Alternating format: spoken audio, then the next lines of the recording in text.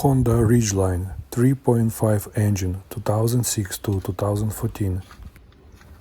The EVAP Canister Purge Valve is attached to the right side of the intake manifold, right behind the throttle body.